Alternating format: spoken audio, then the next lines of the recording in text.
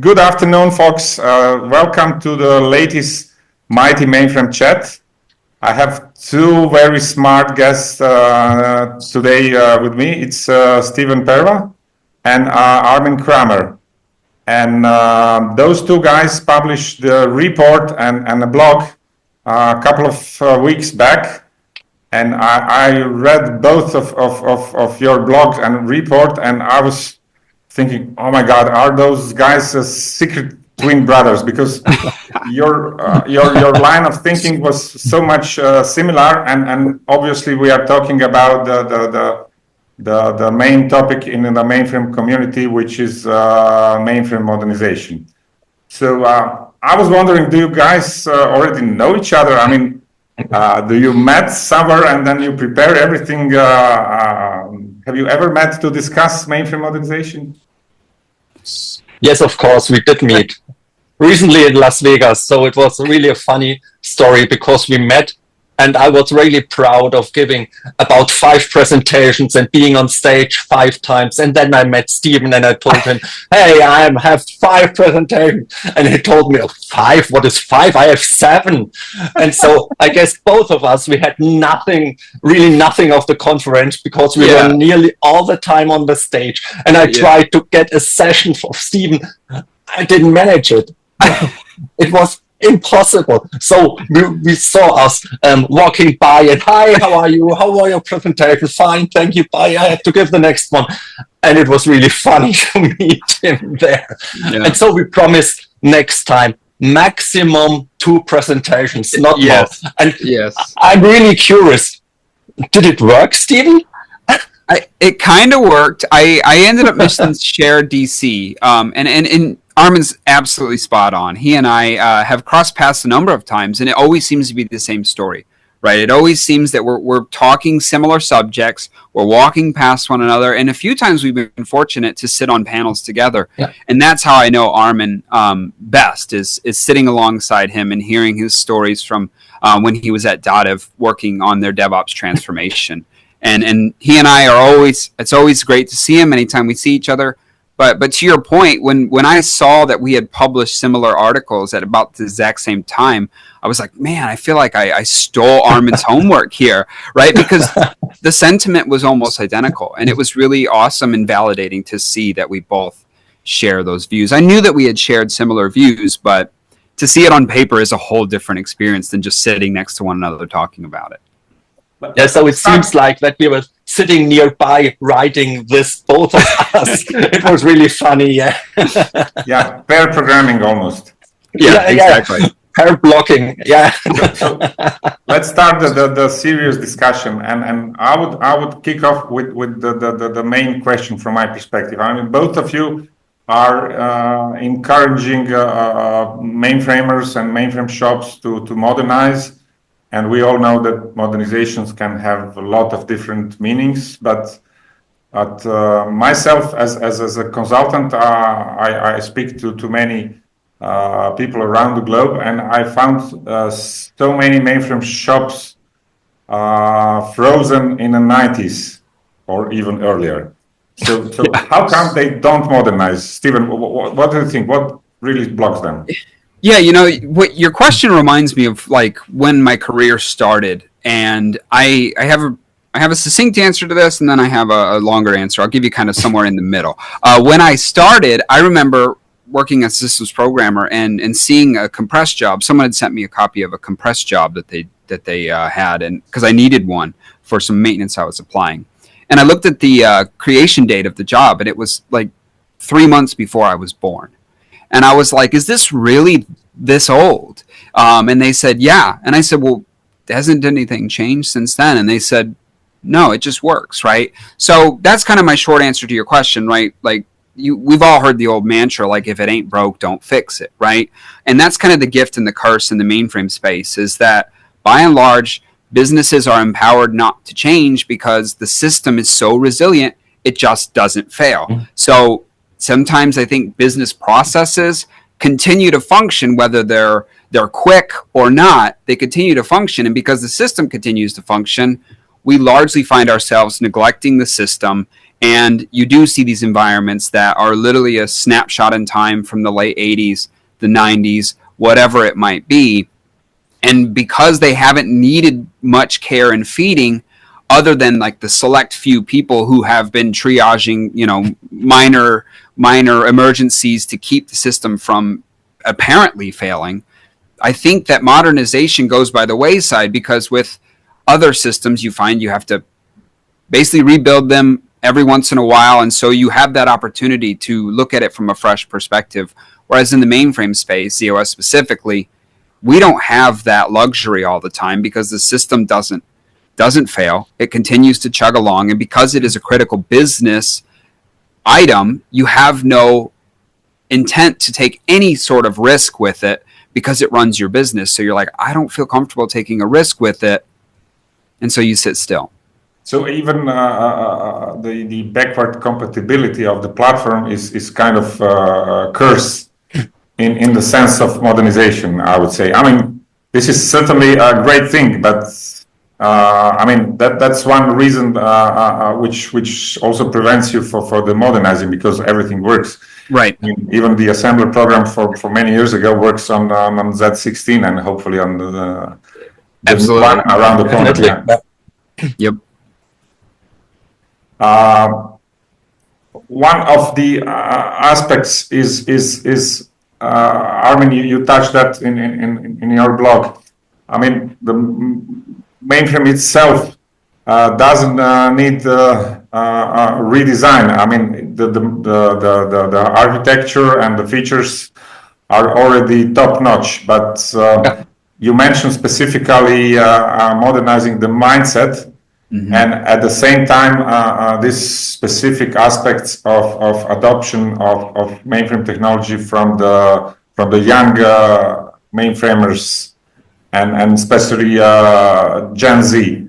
So, is this what comes first? I mean, the change in the mindset or adoption for the young mainframers, or it's a kind of chicken and egg dilemma?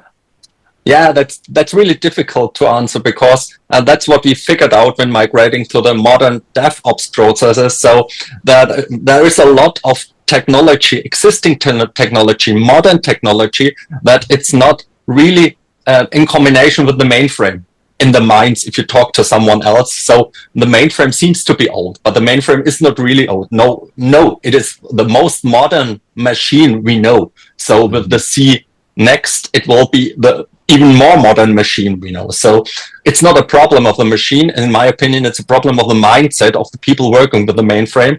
And so that's what Steven said, the program, the assembler is working for now 40 years. And probably the person that coded that code isn't in the company anymore. So it is really difficult to change something at the source, to change because it's necessary. So there has to be something to make this change easy and safe. And so the modern tools like Git or DevOps pipelines also help you to secure these changes. And so if you're dealing with this younger generation, they are completely aware of this tool. They are familiar with DevOps processes, with Jenkins, with GitLab, with whatever, with Sonar, with whatever tools you mention, you name it. So it's quite easy to combine those tools with the modern mainframe, and so to combine also this mindsets of the young people and of this experienced people. And this helps a lot to bring those together to work on one software, on one application. And so it's very important to work together with young and with experienced people to learn from each other. And this really helps a lot. And so it's not only the machine. Yes, to be honest, COBOL is quite old, assembler is quite old, PL1 is quite old. Yes, but it works and it's easy to learn. It's not the software itself. It is the environment and the processes. And what would be your recommendation for the some mainframe shop who wants to start the modernization journey? The most important is to work together. Work together, to let the experienced people learn from the younger one. For example, how to work with Git, how to work with Jenkins. So it's not a topic of one of the groups. It's a topic of working, really collaborating and working together. And to be honest, it is difficult for an experienced mainframer. He's used to work alone. He's used to work for himself and to be responsible for his part of the software. And so it is a kind of change in the mindset to be responsible with other people, to be responsible for a whole process.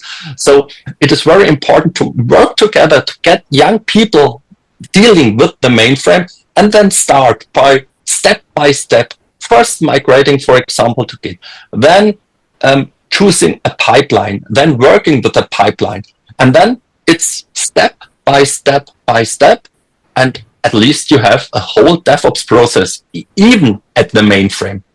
Yeah. And it's especially important to start before it's too late, right? Like, we're already on the precipice of too late. And I think what Armin says is critical, right? That cross-pollination of knowledge is exactly what we need to see. But by the time I think most businesses realize they needed to do exactly what Armin just said, it's going to be because they have that vacuum of knowledge, and it's going to be too late for them. So if you're a business out there listening to us for recommendations, what Armin just gave you was a golden nugget that you need to cash in right now, not 3 weeks from now, not 3 months from now, when everyone's already thinking of that beach retirement or whatever they're planning to do. Cash in now and start the process yesterday, because it's going to be too late before you realize it. Yeah, I like that one, and it's also it's a perfect introduction for my next question. I read a couple of reports and blogs, people saying, and I must say that I fully agree with them, that we have already crossed that tipping point where the risks of not modernizing are smaller than the benefits and the cost and feasibility of the modernization. So one of the obvious risks, Steven, you just mentioned, is that the risk of losing the organizational knowledge, and once the people are gone, then you lost the knowledge. So this is so. From your opinion, what has changed over the past couple of years, so that complexity of modernization is somehow reduced? And is AI going to help us here, or what are the factors contributing to this? Yeah, I think a lot of the forward momentum that we're seeing right now, and to be honest with you, I think that we're seeing more forward momentum than when I started my career over a decade ago, believe that or not, right? When I started over a decade ago, everyone was saying, Steven, you're going to be kind of the next generation of people kind of stewarding this system and the future of it.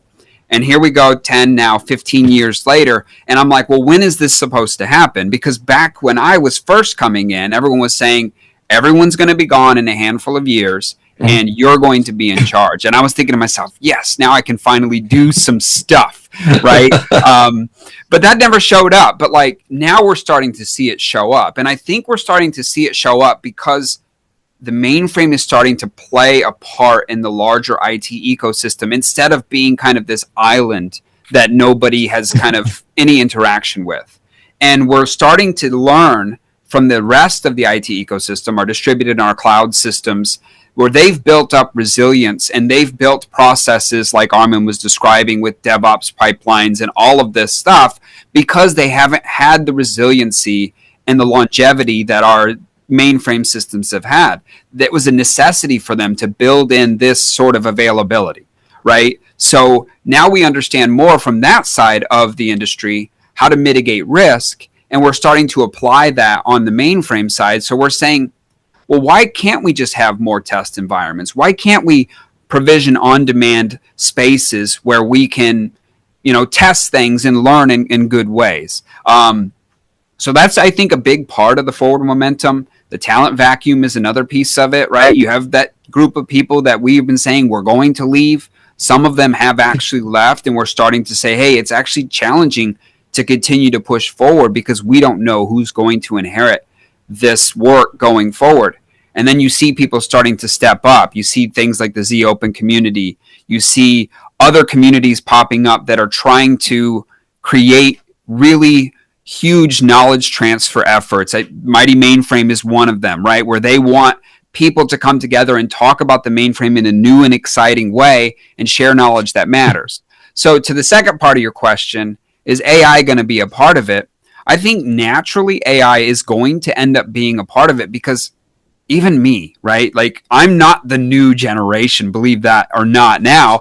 I'm kind of in the middle, right? So for me, I use AI, whether it's a large language model or a chatbot to now look up information, right? So I think naturally, no matter which way you slice it or dice it, AI is going to be a part of my process, whether that's give me a quick bit of Python code that does some, thing that I don't think I'll add value to, or what is the command to do this, right? AI will be a part of my process, just like Google was a part of my process. And I think new generation people will be leveraging that. How that trickles into like code conversion and asking questions about the system in which you're working, I'm not sure. I'm excited to see where that's going to go, but I see AI as kind of the entry point into like accessing what I call reference information that I have no space in my head to store.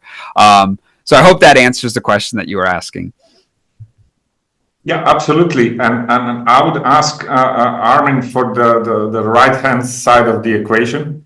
So what are the risks of non-modernizing? And so the reason of this momentum that, and I guess that everybody agrees that there is a momentum right now of new wave of those modernization scenarios. So it could be either left hand or right hand. So Armin, what's your thinking?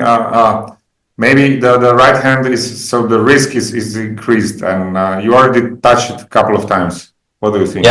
Yeah, definitely.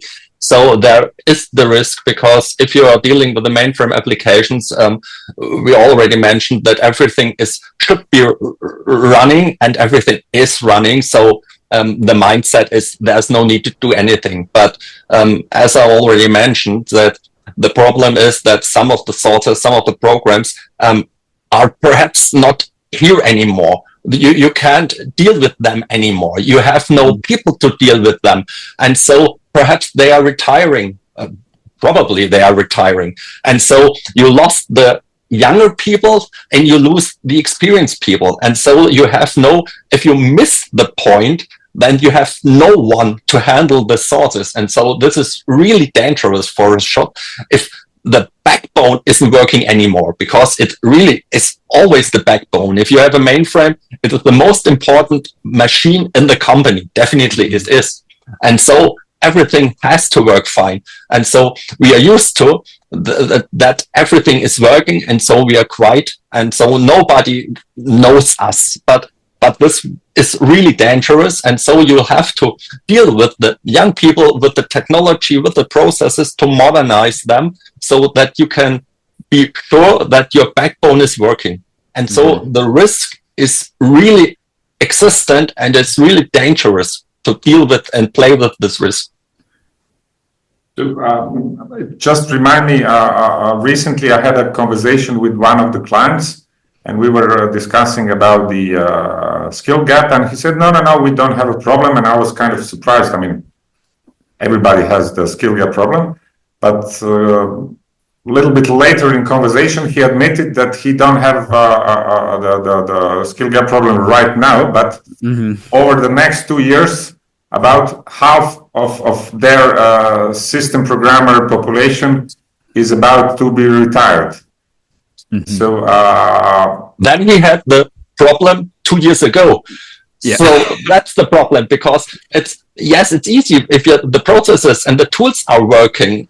So it's not that difficult to work at the mainframe. COBOL is no problem. It's a quite easy programming language. So, but you'll have to start some years ago to keep them on track, to keep the younger people on track, to keep them at the mainframe. And sometimes it's their own choice. If they're not familiar with the mainframe, they will leave. They will do anything else. So it's no problem. They can choose. Currently, today, they can choose what they want to do. So they have to start with younger mainframes. They had to start 2 years ago if they have the problem in 2 years. And they're running into it. Yeah. The illusion of productivity does not mean you don't have the problem, right? Unless if you have like 3 highly skilled, highly productive developers, systems programmers, whatever you want to call them nowadays, but you don't have like 5 in the pipeline behind them, then you absolutely have likely a skills problem. Because when those 3 highly effective people kind of vanish, you're going to have a crisis on your hand and not just a simple issue, right? And what are you going to do when one of those 5 people decides to do something else, right? So you really kind of have to keep making those people feel productive, helping them feel like they're a part of the team, and help them feel some of that commitment to the business so that you can grow them, you invest in them, and make sure that you have some sense of safety, and you have at least developed what does that pipeline look like for our business? What does it look like to make people that are highly productive, highly effective in our environments, as opposed to whether that be hiring out contractors or finding someone else that doesn't know the business per se, but they might have the technical chops, right? Like Armin just said, COBOL is a pretty simple language, right? It's plain written English in a lot of cases. And finding people that can do that are programmers is probably not the most difficult thing in the world. But finding people that know your business process, why you do what you do, how the compilation and all of that stuff works, that's the real challenge. And that's what's going to take the time.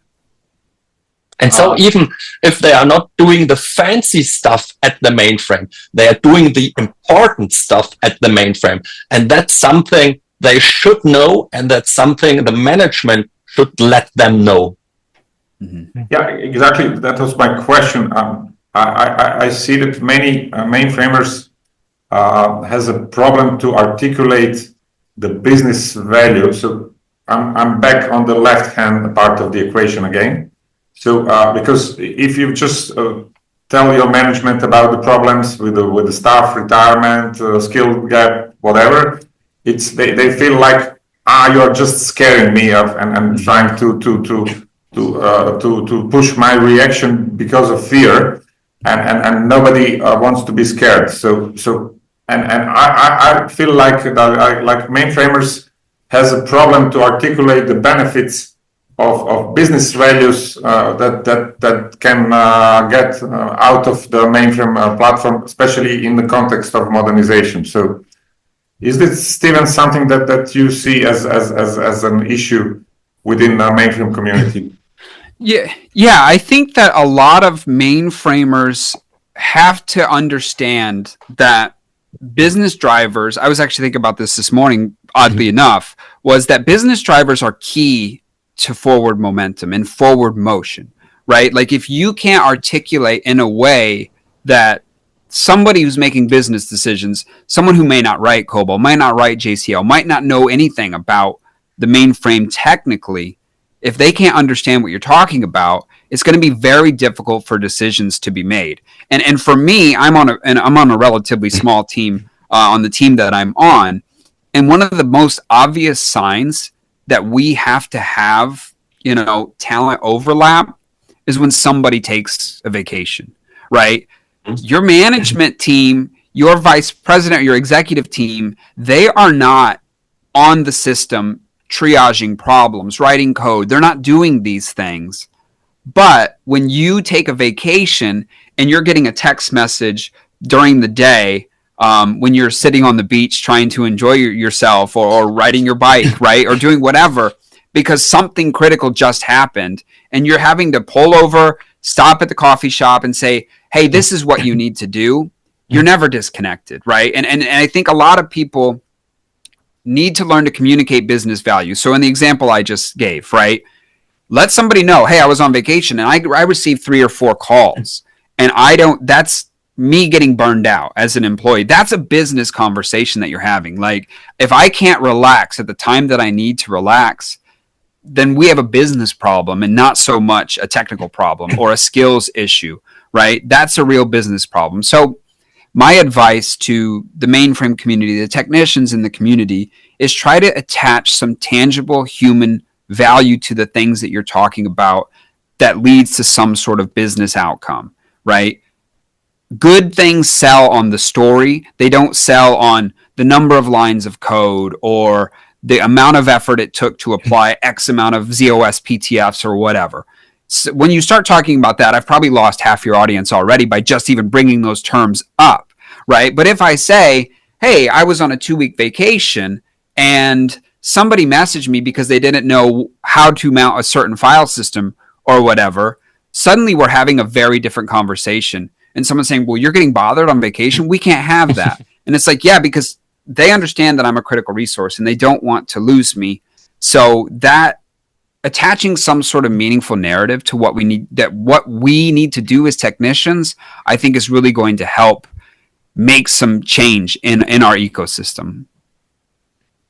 That's what really in addition helped at Datev when we migrated all of the stuff to this DevOps pipeline process, and we were able to compile and build all of the mainframe sources, all of them, assembler, COBOL, whatever there is, just by pressing one button. And so everyone could compile and build all of the sources, so there was no problem of thinking about which options, what environment, whatever. So it was just, if there was a problem, just changing the code and then rebuilding the whole application just with one button.